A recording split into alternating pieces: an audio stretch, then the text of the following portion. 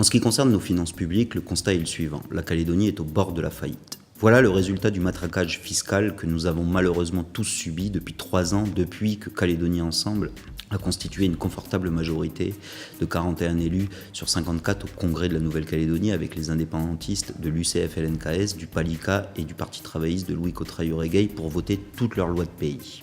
Le résultat, c'est quoi? Le résultat, c'est 10 milliards d'impôts en plus par an à la charge des entreprises et des consommateurs, avec toute une batterie de nouveaux impôts que les Calédoniens ont découverts au cours de ces 3 dernières années. À titre d'exemple, la contribution calédonienne de solidarité, avec tout un tas de nouveaux sigles, la CIS, l'IRVM, etc., pour finalement payer 10 milliards d'impôts en plus par an, qu'il s'agisse des consommateurs que nous sommes ou des entreprises.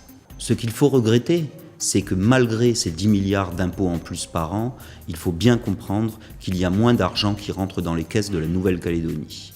C'est-à-dire qu'il y a moins de recettes fiscales qui rentrent dans les caisses de la Nouvelle-Calédonie. Pourquoi ? Parce que, évidemment, quand une entreprise traverse des difficultés, qu'elle n'investit plus, qu'elle n'embauche plus et qu'elle ne gagne plus d'argent, elle ne paye plus d'impôts. De la même manière, quand un consommateur est assommé par les taxes, il finit par moins consommer. Et évidemment, il y a moins de taxes qui rentrent dans les caisses de la Nouvelle-Calédonie. C'est donc tout à fait logiquement que trop d'impôts tue l'impôt et que malheureusement, la situation des finances publiques de la Nouvelle-Calédonie s'est particulièrement dégradée ces 3 dernières années, malgré toute cette batterie de nouveaux impôts qui a conduit les Calédoniens, consommateurs comme entreprises, à payer, je vous le répète, 10 milliards d'impôts en plus par an. Mais le pire dans cette affaire, c'est qu'on vous le cache et vous l'apprendrez évidemment après les élections législatives des 11 et 18 juin prochains, mais la Nouvelle-Calédonie, compte tenu de cette situation, est au bord de la faillite. À titre d'exemple, si vous prenez le RUAM, c'est-à-dire le régime unifié d'assurance maladie-maternité, c'est-à-dire le régime qui vous permet de vous faire rembourser vos dépenses de santé.